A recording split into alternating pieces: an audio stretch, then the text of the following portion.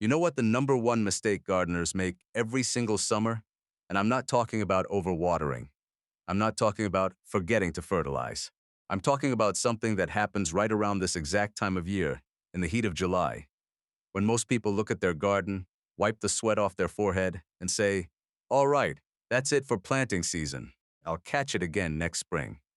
And that right there, that moment of giving up, costs them months of incredible harvests. Here's the truth nobody tells you.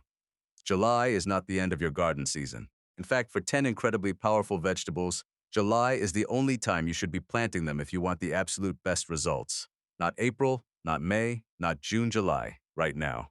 This specific window that most gardeners completely sleep through is responsible for some of the richest, sweetest, most flavorful harvests of the entire year. And the people getting those harvests are not the ones with the fanciest tools or the biggest raised beds. They're just the ones who know this list. So today, we're going through all 10 of them. And I want to be clear up front, these are not beginner tips. These are not vague, generic suggestions. We are going deep on every single one of these vegetables. You're going to know exactly what varieties to plant, exactly what mistakes will kill your crop before it even gets started, and exactly what little tricks will absolutely blow your harvest out of the water. By the end of this video, you'll have a concrete action plan for your garden that you can execute this week. Let's get into it. Number 1, bush beans. Okay, I know what you're thinking. Bush beans? Really? You're leading with bush beans? But hear me out, because bush beans in July are not what you think they are. They are a completely different experience than spring-planted beans. And the reason comes down to one thing, the soil. Your soil temperature is sitting somewhere between 70 and 85 degrees Fahrenheit in most growing zones. Bush beans don't just tolerate that temperature, they absolutely explode in it. When you drop bush bean seeds into warm soil in July, they germinate in as little as 6 to 8 days. Compare that to spring planting, when the soil is still cold and you're waiting 2 to 3 weeks just to see a sprout. In July, the ground is basically a perfect incubator for these things. Here's the math you need to know. Bush beans mature in 50 to 60 days. That's it. 50 to 60 days from seed to harvest. So, if you plant right now in early to mid-July, you're looking at a full, lush harvest in September, which just happens to be one of the best eating months of the year. The pests have started backing off, the temperatures are becoming more reasonable, and you've got fresh green beans coming out of your garden when everyone else has long stopped growing them. Now here's the succession trick that separates intermediate gardeners from expert gardeners. Don't plant all your bush beans at once. Stagger your plantings every 10 to 14 days throughout July. What that does is it creates a rolling harvest that goes all the way through September and into early October in most zones. Plant a row today, plant another row 2 weeks from now, and you'll be eating fresh beans right up until the first frost takes everything down. Variety selection matters here. Don't just grab whatever's on the rack at the garden center. For July planting specifically, you want to look for Blue Lake FM1K if you can find it, or Strike and Contender, both of which are fast to maturity and absolutely reliable in summer heat. Dragon Tongue is another fantastic choice. It's a yellow and purple speckled variety that matures fast and honestly tastes better than most standard green beans. Plant them in well-draining soil, give them full sun, keep them evenly moist, and these things will reward you beyond what you expect. One thing to watch: bush beans hate having their roots disturbed. This is a direct sow-only vegetable. Do not try to transplant them. Just poke the seeds 1.5 inches deep, 2 to 3 inches apart in the row, water them in, and leave them alone. They don't need staking, they don't need trellising, they don't need much at all except for consistency. No transplanting needed, no fussing required, and in 50 days you are pulling beans off the vine. Number 2, cucumbers. Now this one surprises people every single time I bring it up, because most gardeners assume that July is too late for cucumbers. You plant cucumbers in the spring, right? You put them out in May, they struggle through June, they produce through July, and by August, the whole plant is bed up and half dead from cucumber beetles or downy mildew. And that's exactly why you should plant a second round right now. July cucumbers are fresh cucumbers. Clean plants with no accumulated pest pressure, no fungal issues built up from months in the ground. A cucumber plant started fresh in July, hits the garden running in warm soil, germinates in as little as a week, and starts producing fruit in 45 to 60 days. That means you're eating crisp, fresh cucumbers in late August and September, long after your spring planting has completely collapsed. Cucumbers do excellent with direct sowing in July because they germinate so quickly in warm soil, and critically, they hate having their roots disturbed. Sow directly where they're going to grow. Give them at least 3 feet from neighboring plants. And if space is tight, train them vertically up a simple trellis. They'll climb, they'll produce, and growing vertically actually keeps the fruit cleaner and reduces disease pressure because you're getting better airflow around the leaves. For July varieties, you want to go fast. Look for Quick Snack, Space Master, or Straight 8. All of these mature on the shorter end of the spectrum, and they handle summer heat without completely shutting down flower production the way some longer season varieties do. If you're interested in pickling cucumbers, homemade pickles and double yield are workhorses that produce ridiculous quantities in a very short window. The big mistake people make with July cucumbers is inconsistent watering. Cucumbers are mostly water, like 90% water. If they dry out during fruit development, you get bitter cucumbers.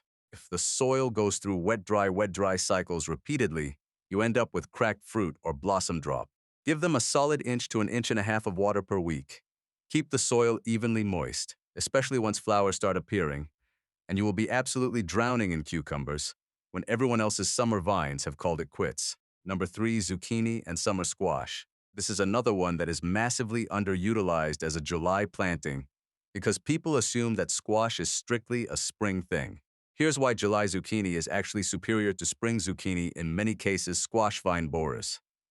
Squash vine borers are one of the most devastating pests in the garden. They are a moth that lays eggs at the base of your squash plants. In late spring and early summer, the larvae hatch, they burrow into the stem, and they essentially hollow out your plant from the inside. By mid-July, most of those adult moths have finished their egg-laying cycle for the year. So when you plant zucchini in July, you are planting it after the worst of the vine borer pressure has passed. Your plants can establish, grow, and produce without getting hit by this particular pest, which destroys so many spring plantings. Zucchini matures in about 50 to 60 days. Plant seeds directly in rich, well-amended soil. Add a generous scoop of compost to your planting hole before seeding. One plant can produce an almost comical amount of zucchini. Seriously, if you plant 2 or 3 plants and you miss a few days of harvesting, you will come back to zucchinis the size of baseball bats. The key to maximizing productivity is harvesting frequently when the fruit is small, around 6 to 8 inches. The moment you let them get enormous, the plant starts putting energy into seed production, and new fruiting slows down significantly. Beyond classic green zucchini, July is a fantastic time to experiment with yellow crookneck, patty pan squash, which looks like flying saucers, and round varieties like 8-ball. These all mature on a similar timeline, and they all taste incredible picked small and fresh. Space them at least 3 feet apart, ideally more, because these plants spread aggressively and they need airflow to stay disease-free. Give them full sun, consistent moisture, and a side dressing of balanced fertilizer about 3 weeks after they sprout, and your July squash will absolutely produce through September. Number 4, Swiss chard. We are shifting gears now because Swiss chard is one of the most underrated vegetables in the entire garden, and July is genuinely one of the best times to plant it for 2 very specific reasons. First, Swiss chard is one of the only leafy greens that actually handles summer heat without immediately bolting. Spinach in the heat bolts and turns bitter in 2 weeks. Lettuce in the heat, same story. Swiss chard in the heat, it keeps going. It keeps producing beautiful, nutritious leaves, even when temperatures are climbing into the 80s and beyond. For hot climate gardeners especially, this is enormous. It fills the leafy green gap in your diet during the months when most greens simply cannot survive. Second, Swiss chard, planted in July, will continue producing all the way through fall and even into early winter in many growing zones. It is genuinely cold hardy, tolerating light frosts without significant damage, which means one July planting gives you leaves from late summer all the way into November or later, depending on where you live. Now here's the detail that most people miss with July chard. The ideal approach is to start seeds indoors for about 2 to 3 weeks, then transplant those seedlings out into the garden in late July or early August once they've gotten a bit of size on them. This protects the tender young seedlings from the most intense summer heat during that crucial first week of establishment. If you start seeds outdoors directly, Give them a shade cloth or transplant them in the late afternoon when the intense midday sun has passed.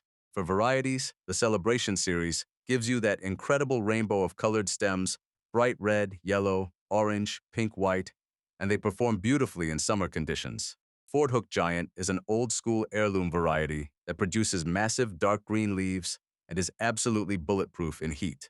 Give plants about 12 inches of space between them, keep them watered consistently, and harvest outer leaves regularly by cutting them at the base. The more you harvest, the more the plant keeps producing.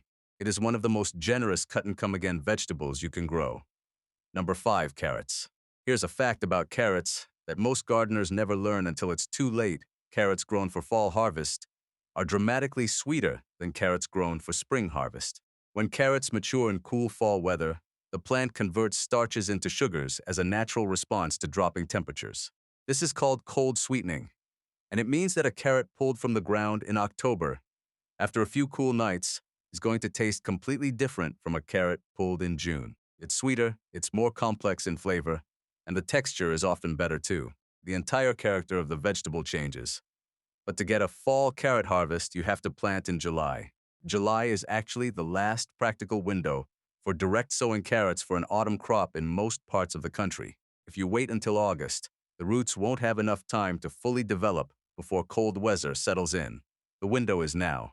Carrots are a direct sow vegetable they do not transplant, and there's no way around that. The seeds are tiny and they can be fussy about germination, especially in summer. The biggest challenge with July carrot planting is keeping the soil surface from drying out and crusting over, which blocks the seeds from emerging.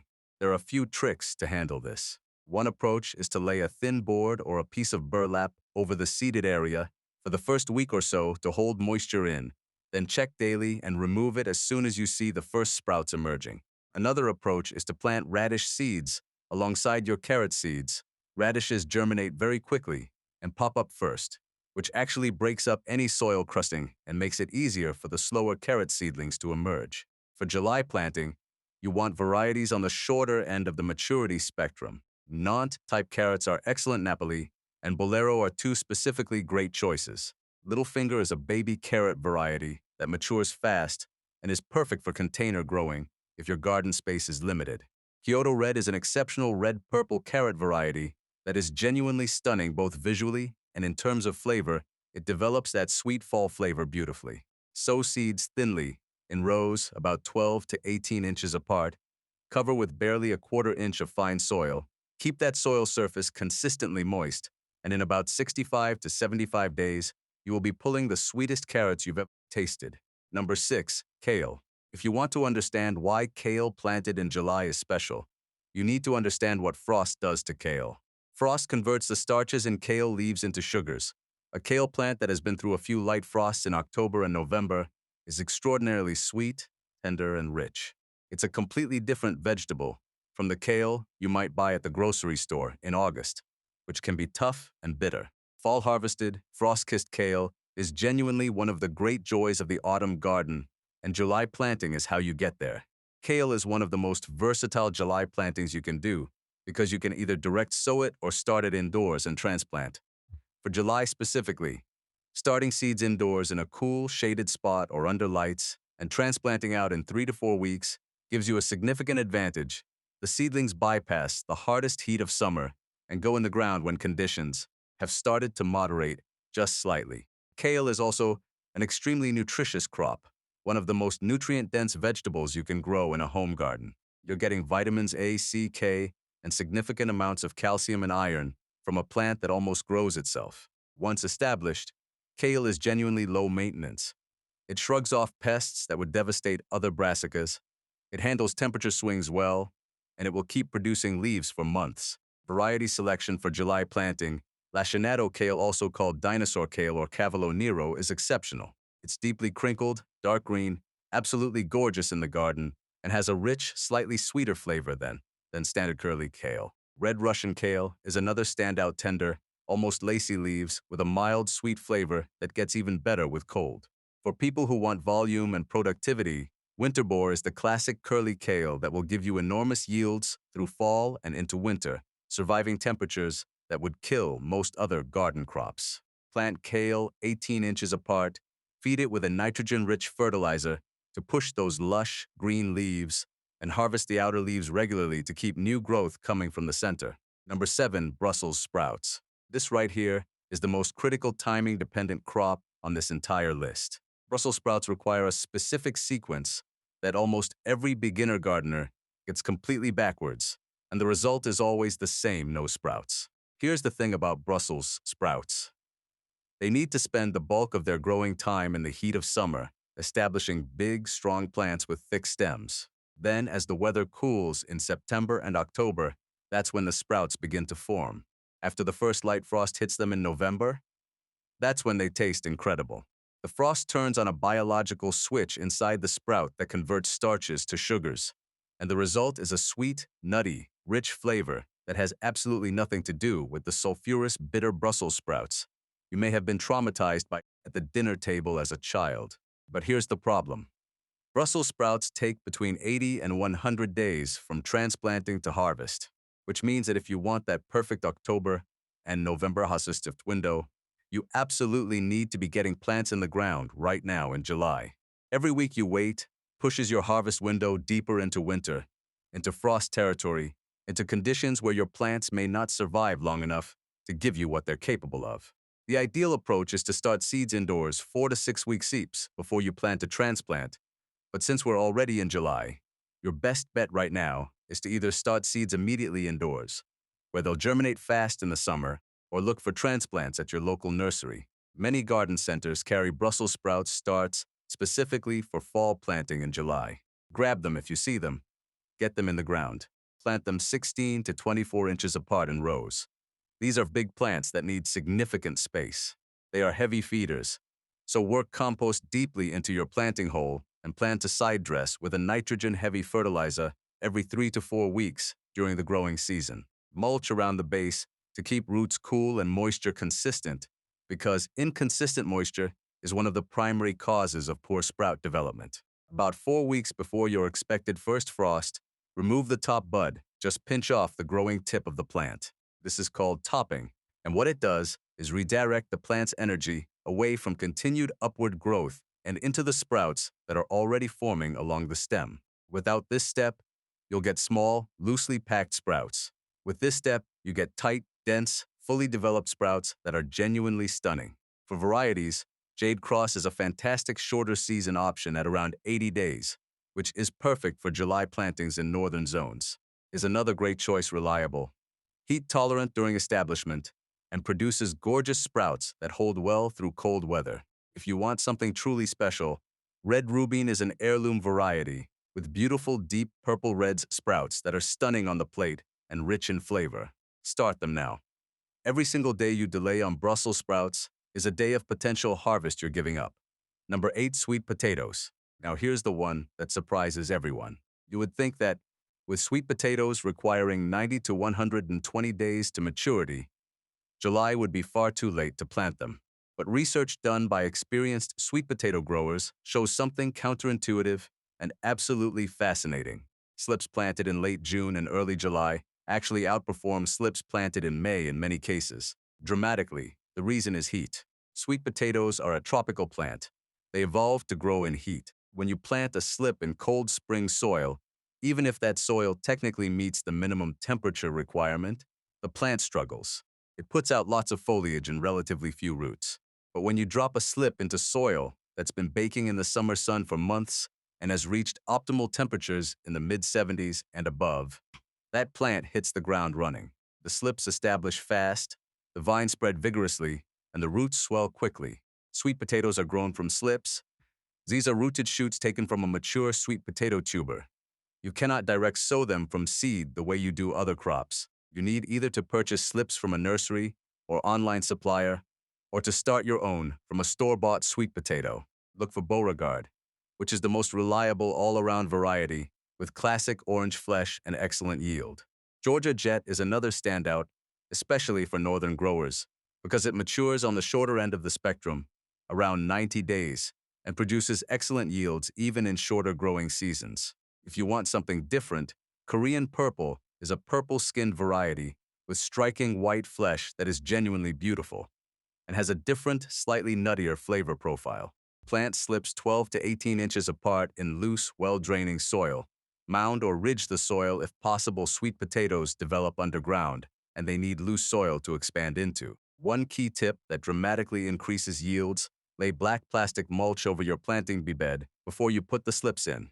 The black plastic absorbs heat from the sun and keeps the soil temperature elevated, which is exactly what sweet potato roots need to size up quickly.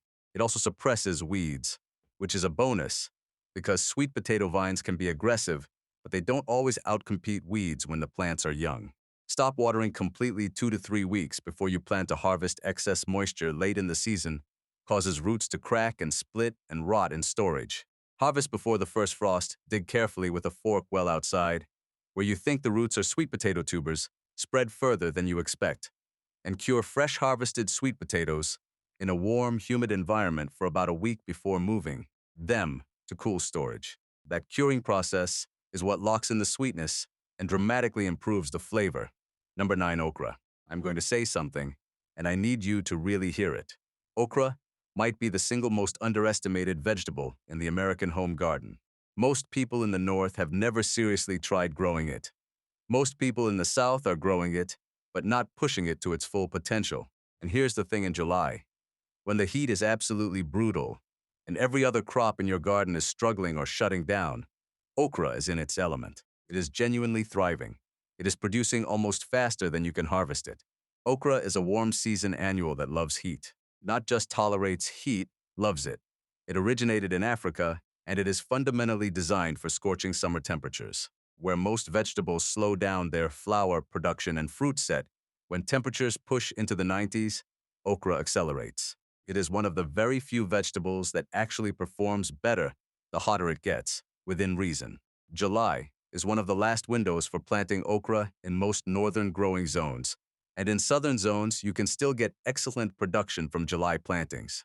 For northern growers, choose a variety that matures on the shorter end. Clemson Spineless is the classic, most widely available variety, and it matures in about 50 to 60 days. Annie Oakley 2 is a compact, dwarf variety that's fantastic for smaller garden spaces. Cajun Delight is another excellent option. For those in warmer zones who have a longer season, red burgundy is absolutely stunning, beautiful deep red pods that turn green when cooked, and the plant itself is ornamental as well as productive. Direct sow okra seeds about an inch deep in soil that has reached at least 70 degrees. They germinate rapidly in summer heat. Once the seedlings are a few inches tall, thin them to 12 inches apart. A common mistake is leaving them too crowded, which reduces airflow and leads to fungal issues. Give okra full sun, at least 8 to 10 hours daily, and water about 1.5 inches per week. Keep up with harvesting. This is critical. You want to pick okra pods when they are 2 to 4 inches long. If you let them go longer, they become fibrous and tough. Check your plants every single day during peak production because okra grows fast. One day it's the perfect size, the next day it's past its prime. Wear long sleeves when you harvest. Okra plants have fine spines on their pods and leaves that can cause skin irritation. Number 10, turnips. Here's a vegetable that has been completely forgotten by the modern home gardener, and I genuinely cannot explain why, because turnips are one of the most productive, fastest maturing, most versatile crops you can grow, and July is one of the single best times to plant them. Turnips mature in just 35 to 60 days depending on the variety. That is extraordinarily fast. In that timeline, you're looking at a September harvest from a July planting, which puts fresh, homegrown root vegetables on your table at the exact moment when the grocery store produce starts to feel tired and stale after the summer season. But here's the thing that most people don't know about turnips: you're actually getting 2 vegetables in one plant. The root itself is the classic turnip, which can be roasted, mashed, added to soups, pickled, or eaten raw when it's small and tender. But the turnip greens, the leaves, are a completely separate and incredibly nutritious food in their own right. They're popular in southern cooking for a reason. You can start harvesting the young leaves within a few weeks of planting, long before the root has fully developed, which means turnips give you something to eat faster than almost any other root vegetable on this list. For July planting, you want to look for varieties that mature quickly. Purple Top White Globe is the classic, widely available variety that most people recognize, and it matures reliably in about 55 days. Tokyo Cross is a Japanese hybrid that produces beautiful, white, mild-flavored turnips in as little as 35 to 40 days. This is probably the fastest maturing option you will find for a root vegetable. Hakare is another Japanese salad turnip that is sweet and crunchy enough to eat raw, directly out of the garden, and it matures incredibly quickly. Your turnip seeds directly, they germinate fast and do not need to be started indoors. Broadcast them in a well-prepared bed or sow in rows about 12 inches apart, barely covering the seeds with about a quarter-inch of soil. Keep the soil consistently moist during germination, thin seedlings to about 4 inches apart once they emerge, and essentially leave them alone. Turnips are not fussy. They don't need a lot of fertilizer, they don't need special care, and they shrug off the occasional pest pressure that would devastate more sensitive crops. They are, in the best possible sense of the word, a workhorse vegetable that rewards the gardener who plants them in July with a rich, satisfying autumn harvest. Before I wrap this up, I want to give you the one piece of advice that will make or break all 10 of these plantings. It's about soil temperature and moisture management, and it applies to every single crop we just talked about. July planting success lives or dies on how well you manage soil conditions in the first 1 to 2 weeks after planting. The soil in July is hot, it dries out fast, and freshly planted seeds and transplants need consistent moisture to germinate and establish without getting stressed. If you walk away after planting and forget to water for 3 days, you can lose your entire planting to heat stress. Here's what the best July gardeners do. They water immediately after planting, thoroughly and deeply. Then, for the first week, they check moisture levels daily. During peak summer heat, you may need to water every day. Mulch is your best friend here. A 2 to 3 inch layer of straw, wood chips, or shredded leaves over your planting beds dramatically reduces moisture evaporation from the soil surface, keeps root zones cooler, and dramatically reduces how often you need to water. If you have a drip irrigation system, now is the time to make sure it's working properly, because consistent, deep watering at soil level rather than overhead sprinkling that wets the leaves is going to give you the best results across every single one of these crops. And one more thing, shade cloth.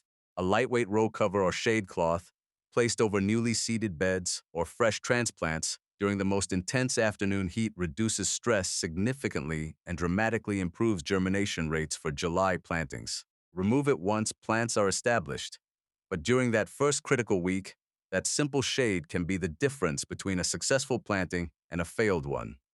Here is your action plan. Right now, today, or tomorrow at the latest, go to your local garden center. Pick up bush bean seeds, cucumber seeds, zucchini seeds, turnip seeds, and carrot seeds. All of these go directly in the ground this week. Look for Swiss chard and kale starts, or start those from seed indoors immediately. Check for Brussels sprouts transplants, because that clock is ticking on them. Look for sweet potato slips if your garden center carries them, or order them online today. And check for okra seeds or seedlings. That is 10 crops, 10 opportunities, 10 categories of harvest that will fill your kitchen from September through November with fresh, homegrown food when most gardeners have already given up for the year. The people who plant in July are the people who eat fresh from their garden all the way through fall.